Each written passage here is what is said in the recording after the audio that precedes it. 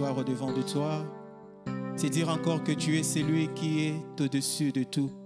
Parce que nous avons réalisé dans nos vies qu'il n'y a qu'un seul Dieu qui est assis dans les lieux élevés. Et tu t'appelles El Elyon, les dieux haut placés. Voilà pourquoi nous venons encore les confesser que tu es au-dessus de tout. Au-dessus de tout, Seigneur, tu es. Au-dessus des intelligences, au-dessus des problèmes, au-dessus des circonstances, tu es celui qui est élevé. Voilà pourquoi nous venons toujours élever ton nom. Merci, Jésus.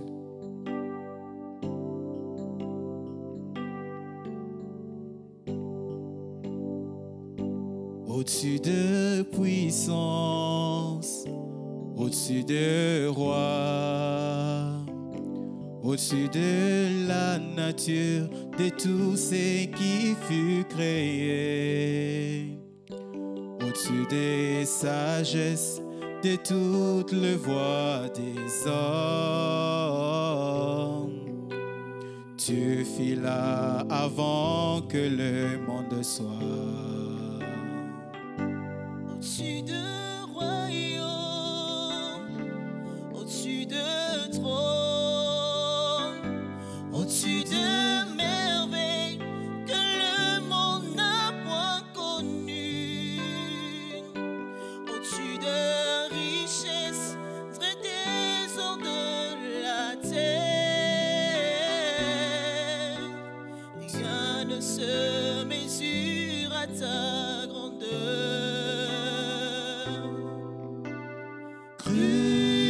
Crucifié et placé dans la tombe, tu vas pour mourir, rejeté par le sien comme une rose, écrasé sous le pied des hommes. Je prie ma chute et ma douleur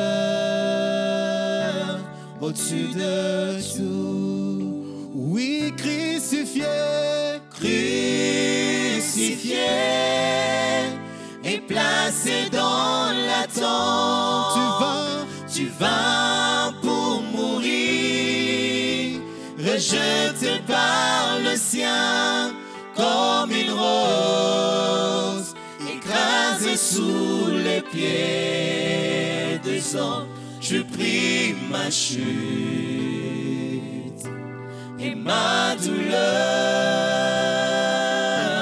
au-dessus de tout.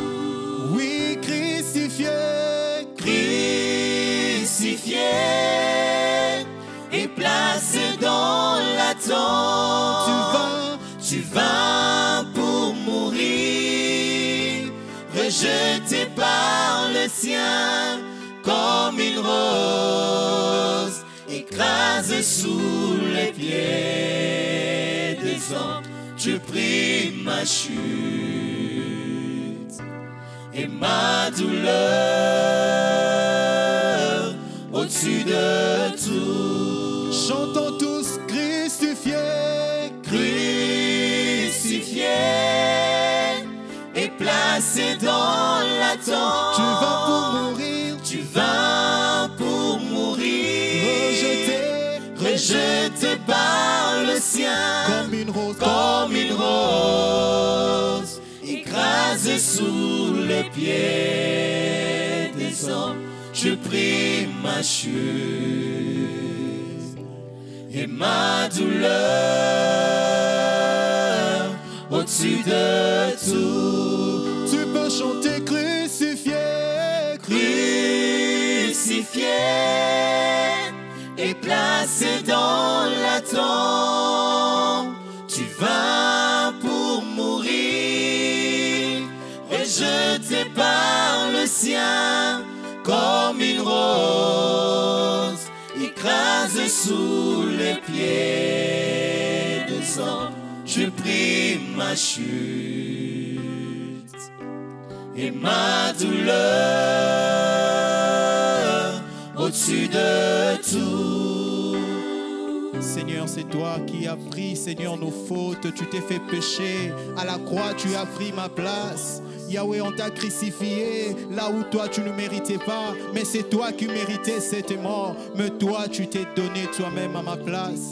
Tu t'es fait pécher afin que moi je sois aujourd'hui justifié, je sois saint. Voilà pourquoi je viens les confesser que tu as été crucifié, non pas pour tout le monde, mais tu as été crucifié pour moi. Si seulement que tu étais venu pour te donner à la croix, c'était pour moi que tu t'es donné. Voilà pourquoi je viens les confesser avec tout mon cœur que c'est toi qui as été crucifié pour mes fautes. Toi qui n'as point connu de péché, toi qui n'as pas péché, mais tu t'es fait pécher afin que moi je sois justifié. Voilà pourquoi je viens encore les confesser, Seigneur. C'est toi seul qui es élevé au-dessus de tout.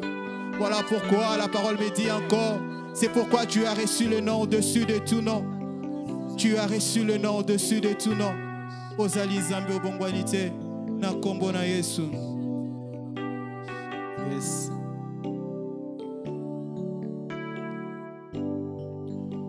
Oh crucifié, Crucifié et placé dans la tombe, tu vas pour mourir, rejeté par le sien comme une rose, écrasé sous les pieds des hommes. Tu pris ma chute et ma douleur au-dessus de tout. Nous élevons ton nom plus haut. Nous élevons ton nom plus haut.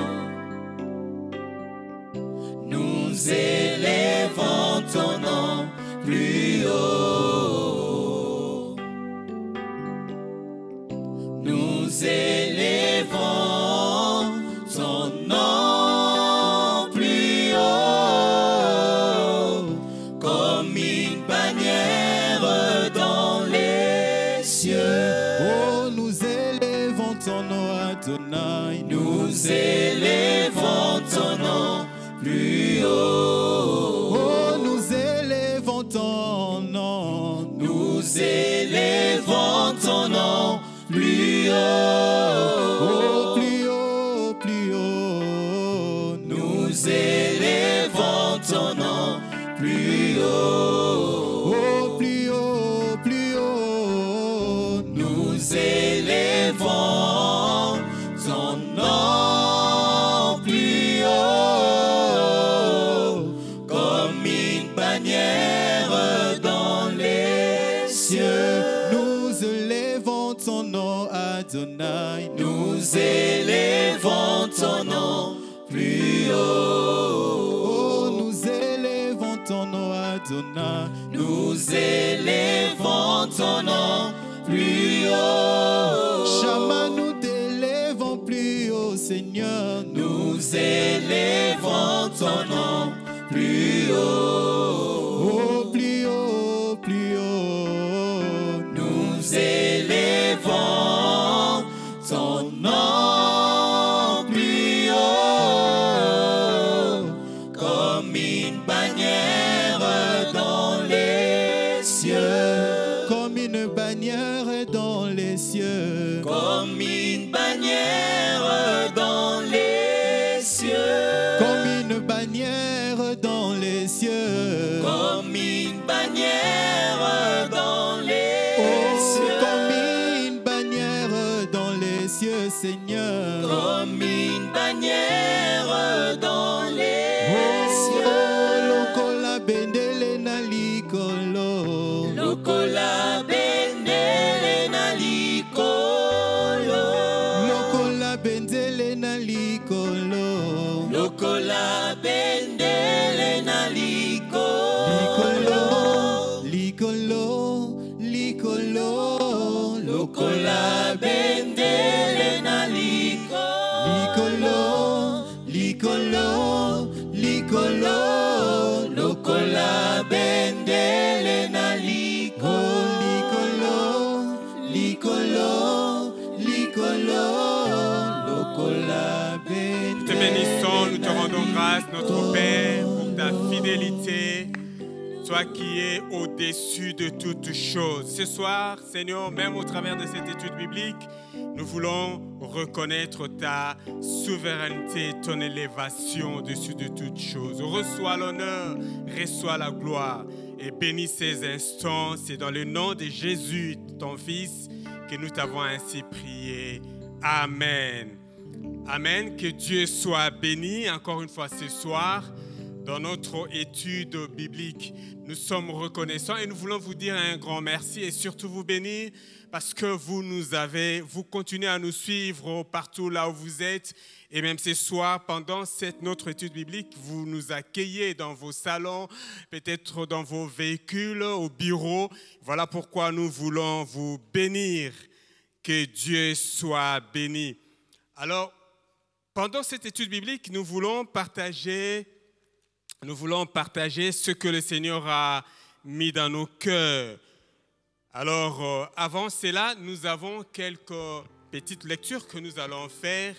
La première lecture, nous allons la faire, c'est dans les livres de Job 5, au 6e verset. Et la deuxième lecture, nous allons lire toujours dans les livres de Job 19.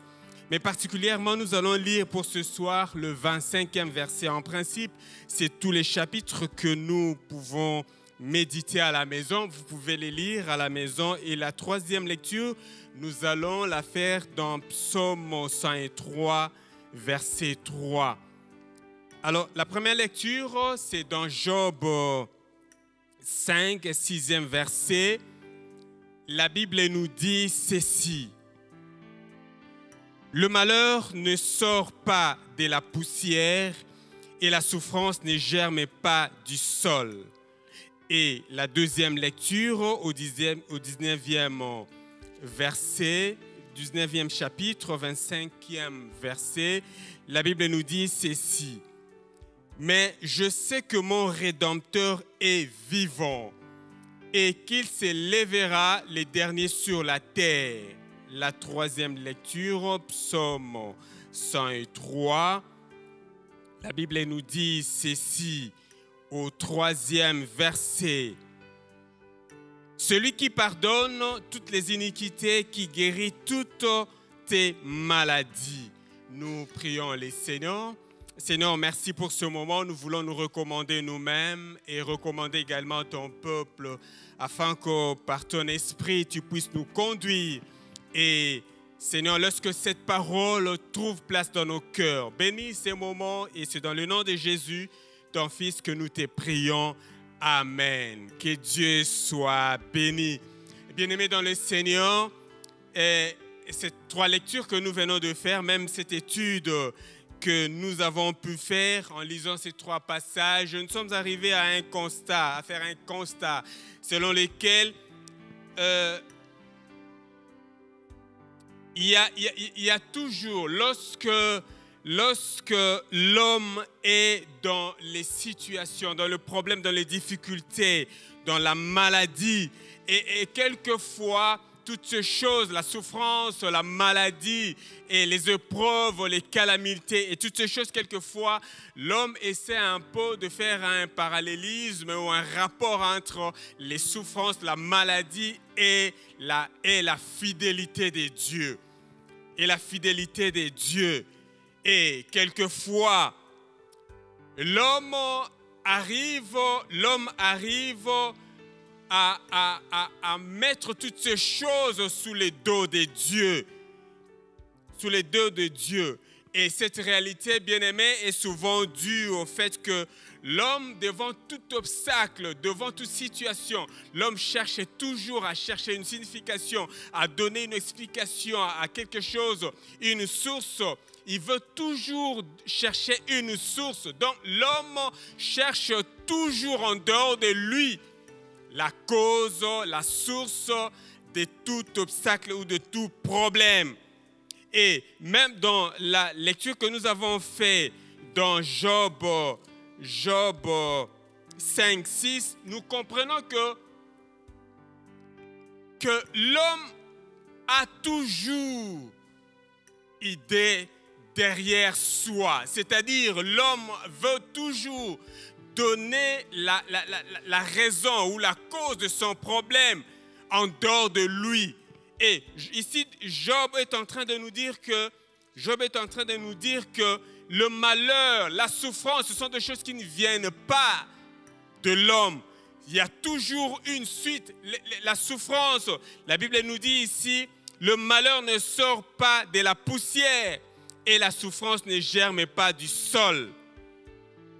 Donc, c'est pour donner au malheur une cause, une origine, une explication. Alors, bien-aimés, ce soir, nous voulons partager avec vous un thème que nous l'avions intitulé. Bien sûr, nous parlerons de souffrance, des épreuves, mais pour ce soir, nous voulons parler de la maladie et la fidélité de Dieu. Bien-aimés dans le Seigneur, l'homme devant toute situation, l'homme arrive à poser cette question, celle de savoir pourquoi ces malheurs m'arrivent-ils? Et dans sa résolution, l'homme pas toujours en tournant son regard vers Dieu. L'homme veut toujours mettre tout sous les dos de Dieu. Et voilà pourquoi l'homme arrive à donner même à Dieu deux qualificatifs. Le premier qualificatif, l'homme dit que Dieu est méchant. Et le deuxième, Dieu n'est pas puissant. Alors, au travers de cette méditation, de ces partages, nous voulons voir 3 points que nous vous proposons. Le premier point, nous allons parler quelle est la vraie révélation. Et le deuxième point, à qui Dieu manifeste-t-il sa fidélité? Et le troisième point, comment la fidélité s'exerce et se développe-t-il dans la vie de celui qui est fidèle?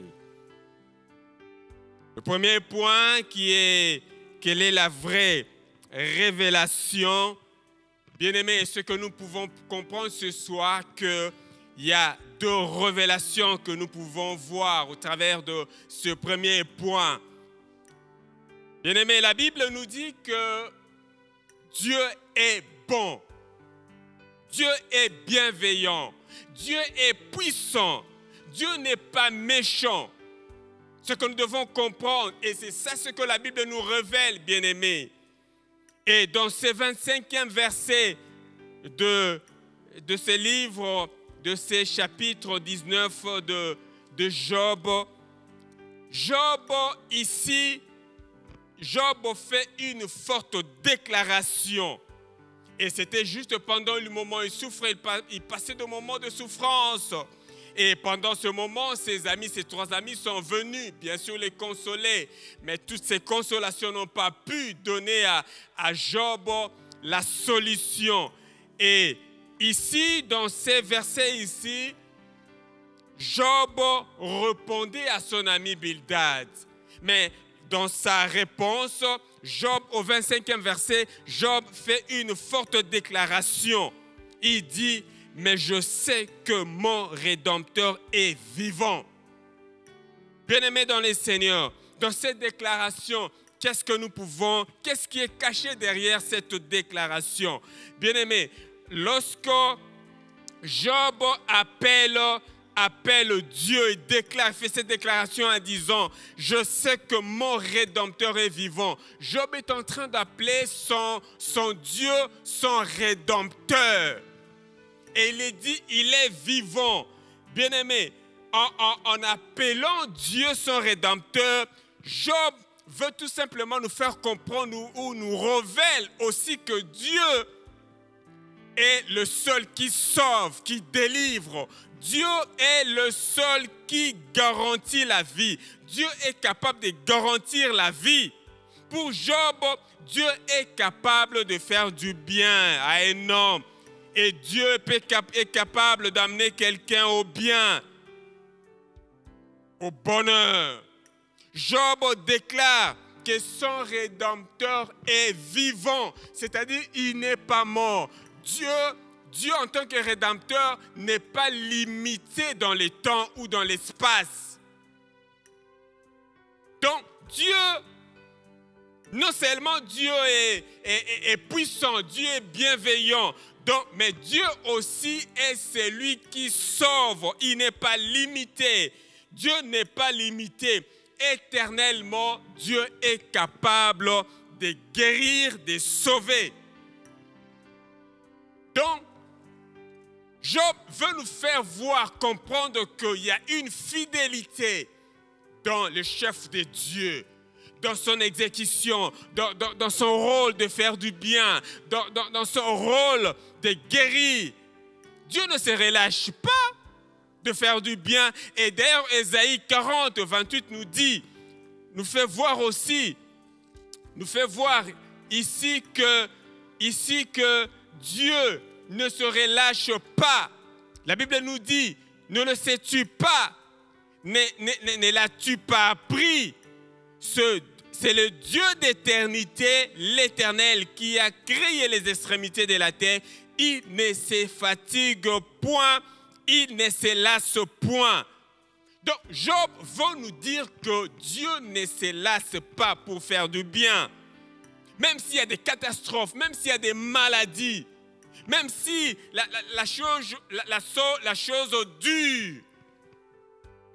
Job veut nous dire que Dieu reste toujours fidèle en tant qu'un Dieu bienveillant, en tant que puissant. Dieu reste fidèle dans l'exécution de son rôle, de sa tâche, qui est celle de guérir, de faire du bien. Et d'ailleurs, même dans la deuxième partie de ce même 25e verset, Job veut nous montrer que la rédemption est aussi dans les futurs. C'est pour nous dire, et la rédemption c'est aussi une promesse. Et c'est pour nous dire que quel que soit les temps que la chose pourra prendre, bien-aimés, nous devons savoir que Dieu qui est fidèle dans son rôle en tant que bienveillant, en tant que celui qui est capable, celui qui a toujours les désirs de faire du bien, Dieu viendra toujours à notre secours. Quand tout secours disparaît, quand la maladie persiste à cause de sa fidélité, Dieu se lèvera toujours. Bien-aimés, mais il y a une question que nous pouvons nous poser, toujours dans cette révélation, dans cette première partie. Mais d'où viennent le bien? D'où viennent les maladies et la souffrance? Bien-aimés, d'emblée, nous pouvons dire que, même par rapport à l'image de tout ce que nous avons lu, et même sous cette loupe de Job, nous pouvons dire que d'emblée, que ces choses viennent de la volonté de Dieu. Bien-aimés, Dieu, dans sa souveraineté, Dieu a cette volonté souveraine. Dieu peut décider. Et Dieu a aussi, toujours dans sa souveraineté, Dieu aussi a cette volonté permissive. Il peut permettre des choses dans notre vie. Même pendant ces moments de crise, toutes ces situations que nous avons connues ou nous sommes en train de connaître, c'est aussi dans la volonté permissive de Dieu. Dans Job 2, 10, la Bible nous dit ceci, que mais Job lui répondit, tu parles comme une femme insensée. Quoi? Nous recevons des dieux les biens et nous ne recevons pas aussi le mal. Et si nous voyons les deux, nous voyons la volonté de Dieu souveraine et permissive.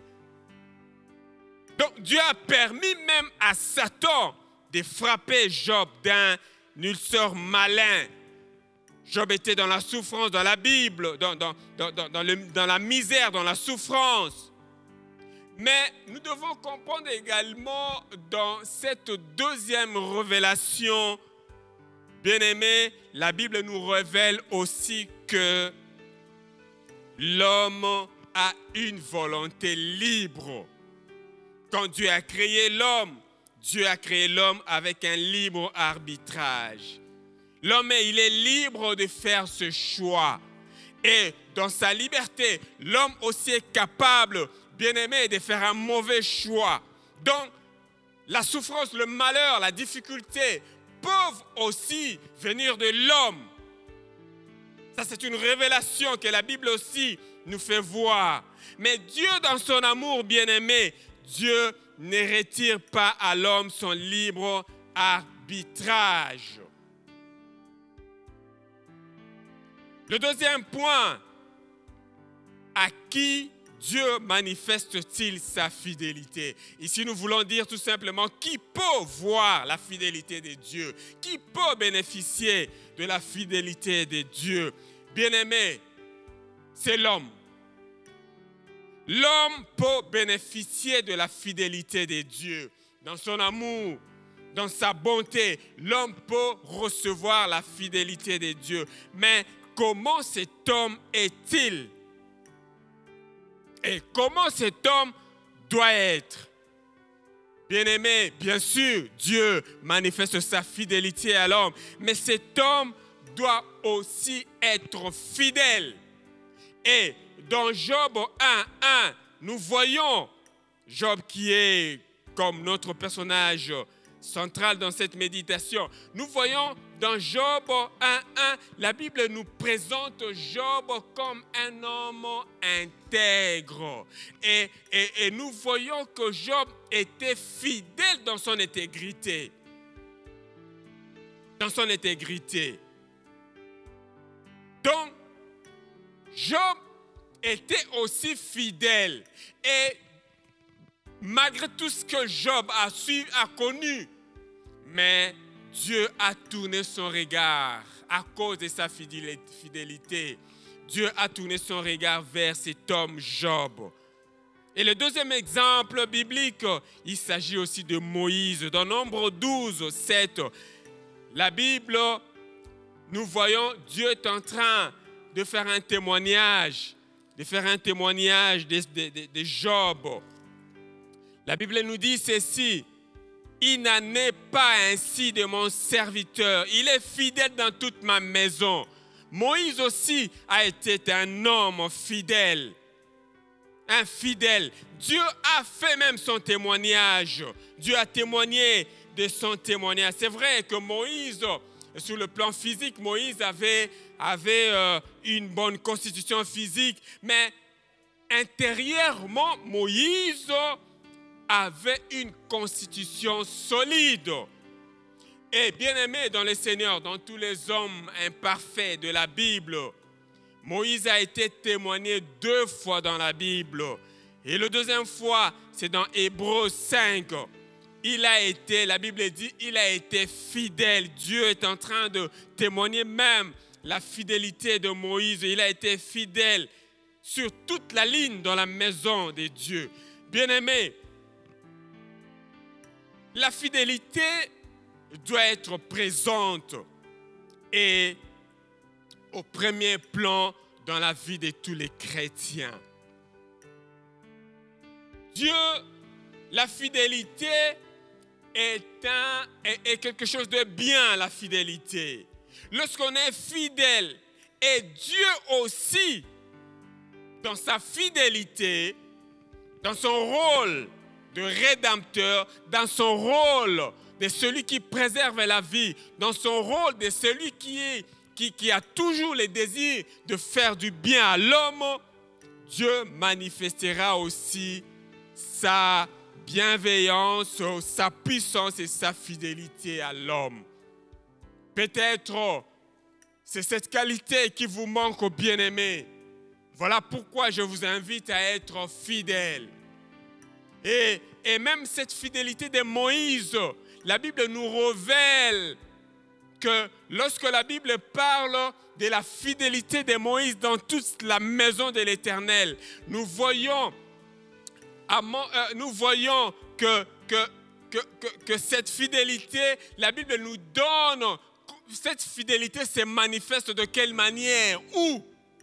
C'est dans la maison de l'Éternel, et celui qui est fidèle dans la maison de l'Éternel, dans la maison de Dieu, c'est celui qui est non seulement cette fidélité d'être là tous les jours dans des moments de prière, mais dans tout ce qui s'est fait dans la maison de l'Éternel.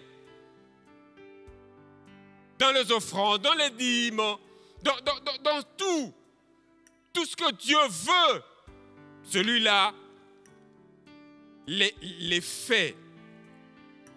Bien-aimés dans le Seigneur, ce moment ici de crise, c'est un moment peut-être difficile pour vous, mais c'est un moment où nous sommes appelés, bien-aimés, à chercher à être fidèles pour voir également la fidélité de Dieu. Pour voir la fidélité de Dieu. Et Moïse, non seulement il a été témoigné comme un homme fidèle dans la maison de l'Éternel, mais Moïse aussi est l'homme, bien sûr imparfait, qui a personnifié même Jésus-Christ. Qui a personnifié Jésus-Christ. Donc, Moïse a été fidèle, comme Jésus aussi a été fidèle dans la maison de son Père, en tant que fils. Le troisième point que nous pouvons partager encore ce soir, c'est comment la fidélité s'exerce et se développe-t-elle, bien sûr, dans la vie de celui qui est fidèle, ou celui qui veut chercher la fidélité, ou celui qui veut être fidèle. Bien-aimé, la fidélité s'exerce et s'entretient et se développe par le moyen des épreuves. Jacques nous l'a dit, Jacques 1 nous dit ceci, à partir du 2e verset jusqu'au 4e verset.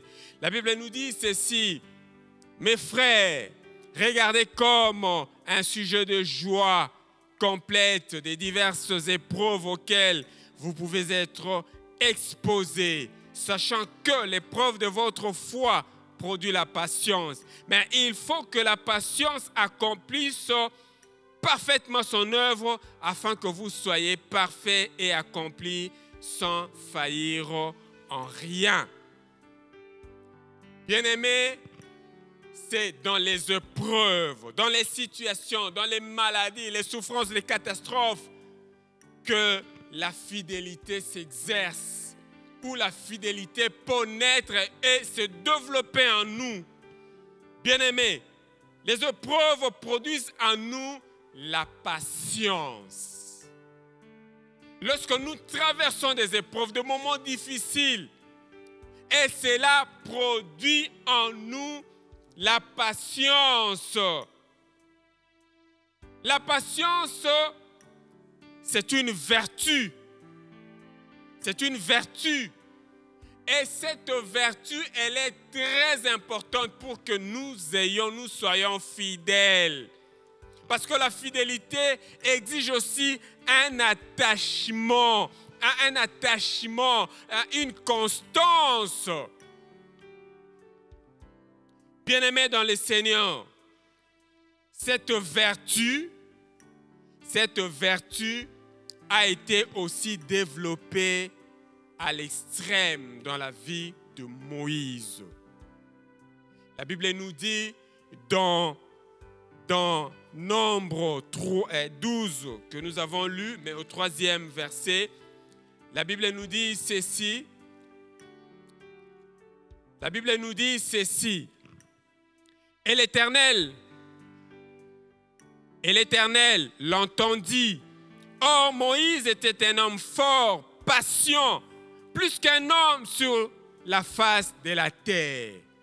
Donc, Moïse était un homme imparfait, bien sûr, mais la patience a été développée en lui, cette vertu, en extrême. Bien-aimés, nous devons savoir que la patience et la fidélité sont des sœurs jumelles. Elles sont liées. On ne peut pas être fidèle si on n'est pas patient.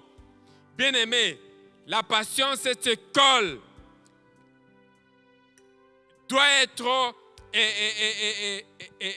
en tant que sœur à la fidélité. Cette école peut nous aider à faire l'économie de la fidélité. Moïse était un homme impatient aussi à ses débuts. Moïse n'était pas patient à son début. Moïse était un homme aussi impatient. D'ailleurs, si nous voyons très bien dans la Bible, il a été impulsif. Il était même très impulsif. Mais Moïse a été formé. Moïse a été formé dans l'école de Dieu. Et vous allez voir même dans la vie de Moïse, il y a ces années de 40 sont liées à son existence. 40 ans dans les déserts, 40 ans. Et c'était pour former. Et c'est comme ça que Moïse a été formé intérieurement. Et pour avoir cette qualité, cette vertu qui est la patience. Et c'est avec cette vertu qui est la patience que Moïse, Dieu l'a témoigné de fidèle. Bien-aimés dans le Seigneur, les souffrances, les maladies, les catastrophes peuvent venir dans nos vies.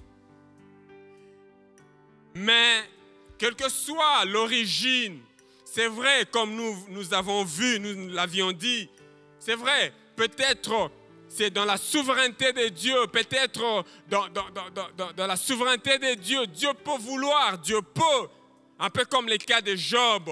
Mais c'est aussi dans la volonté de l'homme, la maladie, la souffrance, les catastrophes peuvent venir. Mais au-delà de toutes ces choses, nous devons savoir que Dieu reste fidèle dans son rôle de rédempteur. Dieu est celui qui sauve, même du danger. Même pendant ce moment de crise, Dieu est capable de sauver. Voilà pourquoi, bien-aimés, nous devons nous exercer dans la fidélité. Nous devons nous exercer parce que la Bible nous dit il faut que la patience accomplisse parfaitement son œuvre dans notre vie. Mais comment la patience peut accomplir parfaitement son œuvre si nous n'endurons pas dans les épreuves, si nous ne regardons pas les épreuves comme un sujet de joie? Et même cette pandémie, cette maladie que nous sommes en train de vivre, nous devons comprendre que c'est peut-être aussi dans votre situation, Dieu veut vous exercer dans la patience, dans la fidélité. La Bible nous dit dans Habakkuk, dans Habakkuk 2, 3, la Bible nous dit, car c'est une prophétie dont le temps est déjà fixé. Elle marche vers son terme et elle ne mentira pas. Si elle tarde, attends-la, car elle s'accomplira certainement. Bien-aimés, comme nous l'avions dit, Dieu, la rédemption aussi est dans le futur. Même si la souffrance tarde, mais la rédemption, c'est aussi une promesse. Dieu se lèvera, comme Job l'a si bien déclaré. Mais il nous faut cet exercice de la patience. Il faut attendre. Même si la chose tard, nous devons apprendre à accepter, à attendre la délivrance de Dieu. Et quelle est notre conclusion? C'est dans les livres d'Hébreux 6. Nous pouvons lire à partir du 10e verset. La Bible nous dit, car Dieu n'est pas injuste pour oublier votre travail et l'amour que vous avez montré par son amour, ayant rendu et rendant encore des services aux saints. Nous désirons que chacun de vous montre le même zèle pour conserver jusqu'à la fin une pleine espérance, en sorte que vous ne vous relâchiez point et que vous imitiez ceux qui, par la foi et la persévérance, héritent des promesses. Bien-aimés, ce que nous voulons peut-être conclure ce soir, nous voulons vous exhorter un peu à la lumière de cette conclusion. Nous voulons vous dire que c'est vrai, les souffrances peuvent venir. Il y a les catastrophes, il y a des temps de difficultés. Mais ici, la Bible est en train de nous exhorter un peu comme à la lumière de toutes ces personnes qui, bien sûr, par la foi, au travers de leur persévérance, ont hérité des promesses. Bien-aimés, nous vous demandons aussi à être persévérants, à être patients et à être fidèles afin que la promesse de Dieu s'accomplisse dans votre vie. Quelle que soit la durée, quel que soit le temps, quel que soit le moment, que la délivrance, le salut de Dieu viennent vers vous. Restez fidèles dans la maison de l'Éternel et Dieu vous bénira. Bien-aimés dans le Seigneur, nous voulons aussi, par ce moment, vous recommander entre les mains du Seigneur. Que Dieu vous donne ce cœur de patience. Que Dieu vous rende aussi patient afin que vous soyez fidèles dans la maison de Dieu. Que Dieu bénisse sa parole dans vos cœurs. Que Dieu vous fasse du bien et que cette parole trouve place dans vos cœurs. Nous prions le Seigneur. Seigneur, nous te rendons grâce, notre Père. Je veux prier pour un frère, pour une sœur, pour toute personne. Celui qui se trouve dans un moment de souffrance, il est en train de passer des moments des épreuves. Seigneur, ma prière est que pendant ce moment, que son cœur soit touché, afin que, Seigneur, qu'il arrive à regarder ces moments de souffrance, ces moments de crise comme un sujet de joie, afin que, Seigneur, au travers de cet exercice, que son cœur, Seigneur, soit exercé dans la patience, dans la fidélité pour ta seule gloire. Bénis, Seigneur, cette parole dans son cœur et que l'honneur et la gloire ne reviennent qu'à toi seul. Au nom de Jésus, que nous avons ainsi prié et nous disons Amen. Que Dieu vous bénisse. Merci pour ce soir. Nous voulons prier pour vos offrandes et vos dîmes. Vous qui avez quelque chose à donner, à apporter dans la maison de l'Éternel. C'est aussi pour vous une manière d'être fidèle, même pendant la crise, même pendant ce moment de souffrance. Vous voulez rester fidèle dans la maison de l'Éternel en apportant dans la maison du trésor vos offrandes, vos biens, vos dîmes. Que Dieu vous bénisse. Seigneur, je t'apporte, oh Dieu, toutes ces personnes. Vois ces frères, vois cette sœur qui a, oh Dieu, dans son cœur, Seigneur, ce désir de rester fidèle, Seigneur, dans les offrandes et dans les dîmes. Laisse que ce qu'il a en main, ce qu'il a dans sa vie, combien, Seigneur, que cela soit béni. Que tu puisses encore une fois, oh Dieu, combler, Seigneur, son cœur de beaucoup de biens. Bénis, Seigneur, son œuvre et bénis l'œuvre, Seigneur, de ta maison. Au nom de Jésus que nous t'avons ainsi prié. Amen.